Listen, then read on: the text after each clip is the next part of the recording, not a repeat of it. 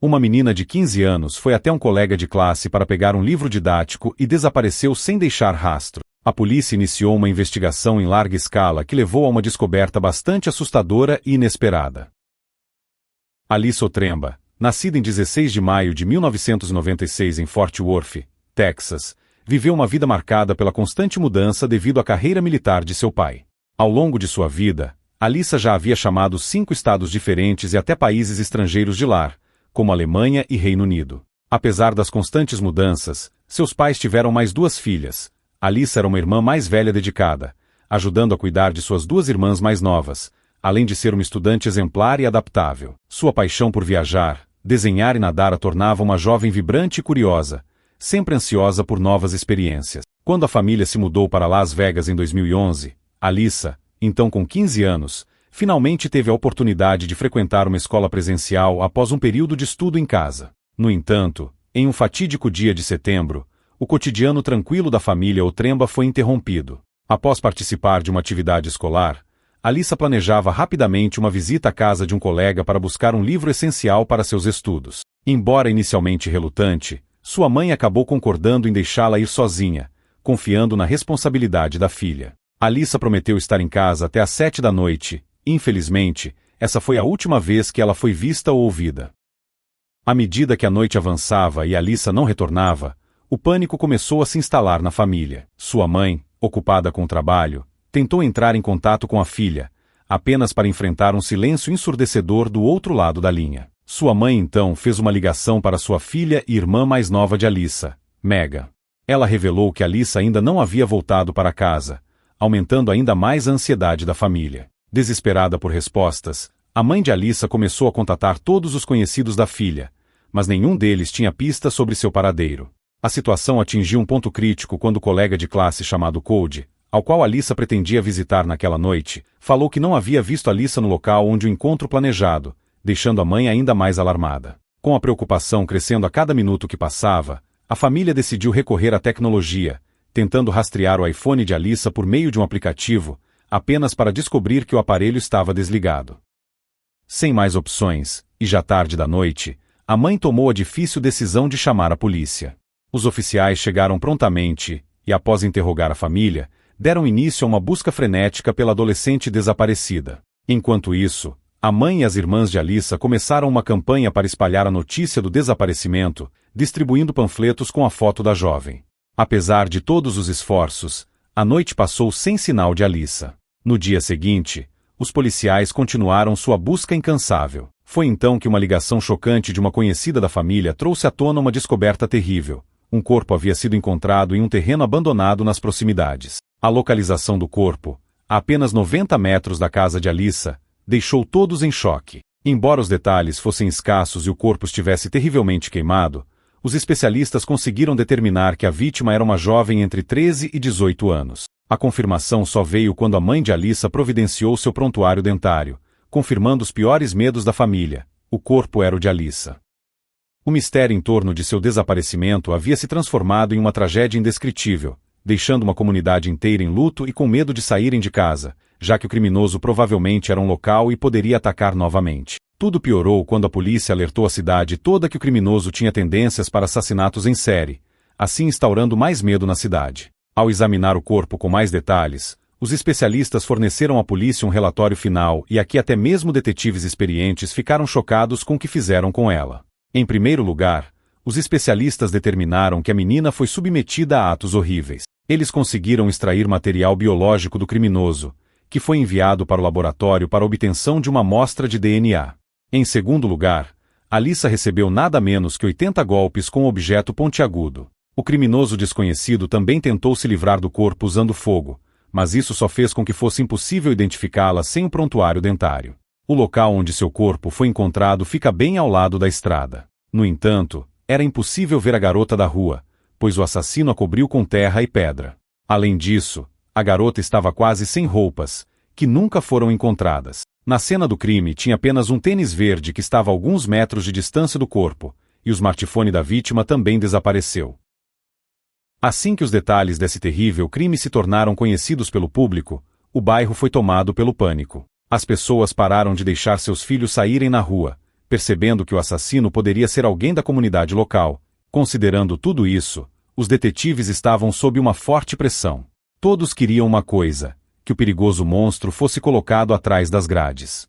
Primeiro, a polícia suspeitou de Cody, com quem Alyssa planejava pegar o livro emprestado. Eles o interrogaram, mas ele afirmou que não conseguiu encontrá-la naquele dia, e seu álibi foi confirmado. No final, ele só tinha uma pista: uma amostra de DNA do agressor, obtida do corpo da garota. Assim que os especialistas conseguiram extrair o perfil, eles imediatamente o carregaram no banco de dados do FBI. No entanto, não houve correspondências. Então, eles decidiram investigar mais detalhadamente a área onde Alyssa poderia ter sido morta. O problema era que, naquele momento, eles só podiam especular onde o assassino atacou.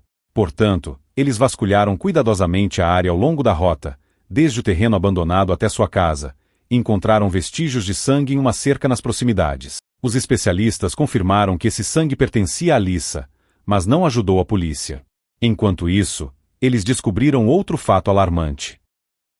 5 meses antes, na mesma área, outra garota de 15 anos havia sido atacada. Um criminoso desconhecido a atacou e a violentou em um túnel sob a estrada. No entanto, logo depois, os amigos dela apareceram no túnel e o assustaram. Com base no testemunho deles, a polícia fez um retrato falado do criminoso. Eles o descreveram como um homem de origem latino-americana, com idade entre 17 e 19 anos. Infelizmente, isso não ajudou a prendê-lo. Chegando a um beco sem saída, os investigadores decidiram recorrer ao público em busca de informações. Eles compartilharam todos os detalhes disponíveis sobre o caso e pediram que qualquer pessoa que pudesse ajudar na investigação se manifestasse. Como é comum em tais casos, a polícia recebeu muitas ligações. As pessoas compartilharam suas observações, suspeitas e qualquer outra informação que considerassem útil. Infelizmente, todas essas pistas não levaram a lugar nenhum, exceto uma. O relato de uma garota de 18 anos parecia significativo para a polícia. Elizabeth Morales ligou para eles e disse que conhecia o nome do assassino de Alyssa. Na noite de 2 de setembro, Elizabeth saiu para um encontro com seu namorado, Danny. No entanto, eles não conseguiram passar um tempo a sós. Durante toda a noite, o melhor amigo dele ligou várias vezes, mas ele não atendeu. Quando o número de chamadas perdidas ultrapassou 50, ele finalmente respondeu. Depois de uma breve conversa, ele disse a Elizabeth que precisava sair e ajudar o amigo. Antes de desligar, ele acrescentou algo preocupante. Ele achava que seu amigo havia matado alguém. Na época, Elizabeth considerou essa frase uma brincadeira boba. Mas quando viu as notícias sobre o assassinato de Alyssa no dia seguinte, tudo se encaixou. Infelizmente, ela não conhecia o amigo do namorado e sabia apenas o nome dele. Claro, os policiais imediatamente foram atrás do seu namorado e o interrogaram. A princípio, ele negou a versão de sua namorada e afirmou que não houve tal ligação. No entanto, os investigadores o confrontaram diretamente, explicando que ajudar a encobrir um assassinato tornava cúmplice e, na pior das hipóteses, ele poderia enfrentar a pena de morte. Diante de tal responsabilidade, Danny claramente não estava preparado e decidiu contar a verdade. Naquela noite, foi realmente o melhor amigo dele, Javier Righetti, de 19 anos, quem ligou e pediu urgentemente para ele ir ajudá-lo. Quando se encontraram, Javier confessou que havia matado a garota e pediu para ser levado a uma bomba de gasolina. Danny o levou até lá, comprou um galão de gasolina e o ajudou a encher, e depois o levou para um terreno baldio, o mesmo onde mais tarde encontrariam o corpo de Alyssa. Lá, Javier pediu ajuda para se livrar do corpo, mas Danny se recusou a participar e foi embora. Ele também não planejava ir à polícia e denunciar seu melhor amigo. Tendo todas essas informações em mãos, em 6 de setembro, a polícia começou a vigiar a casa de Javier. Eles não tinham evidências físicas contra o jovem, então queriam obter algo mais substancial. Por exemplo, Javier poderia ter ido a algum lugar para enterrar a arma do crime ou algumas das coisas de Alyssa, mas isso nunca aconteceu. No entanto, a polícia ainda obteve outra pista. Os especialistas descobriram que o sinal do celular de Alyssa desapareceu perto da casa de Javier, que, aliás, estava a menos de 2 quilômetros do local onde o corpo foi encontrado. Após isso, a decisão foi tomada de prender o jovem. Sua casa foi cercada por uma equipe SWAT para caso Javier decidir resistir, mas para surpresa dos detetives, ele saiu calmamente e se entregou, sem demonstrar nenhuma emoção. O que o surpreendeu ainda mais foi que o jovem confessou o assassinato no primeiro interrogatório. A polícia sabia que, sem essa confissão, O caso tinha todas as chances de desmoronar no tribunal, já que não havia evidências diretas contra Javier. Mas ele decidiu admitir o que fez, contando aos detetives os detalhes daquela fatídica noite. Segundo o assassino, ele viu Alyssa na rua e a seguiu por um tempo. Quando ela entrou no túnel sob estrada, ele decidiu atacá-la, mas não teve tempo. Ele a seguiu por mais algum tempo antes de correr até ela, tirar uma faca e obrigá-la a ir até o terreno baldio. Lá, ele a violentou e a matou. O criminoso também pegou seu celular e quase toda sua roupa. Depois, ele contou como ligou para seu amigo e pediu para ser levado até um posto de gasolina. Ao retornar ao local, Javier tentou queimar o corpo, mas só conseguiu parcialmente. Após isso ele cobriu-o com terra e pedras. Depois disso, ele voltou para casa. Javier também contou que escondeu as coisas de Alyssa e a arma do crime em uma bolsa esportiva no sótão de sua casa. E agora a polícia tinha evidências irrefutáveis. Na mesma bolsa, ele escondeu suas roupas que haviam sido manchadas com o sangue da garota. Mas as revelações do criminoso não pararam por aí. Ele admitiu que atacou mais 2 garotas no mesmo túnel, incluindo o caso 5 meses antes. Por fim, Javier admitiu que durante uma viagem ao México alguns meses atrás, ele violentou sua meia-irmã.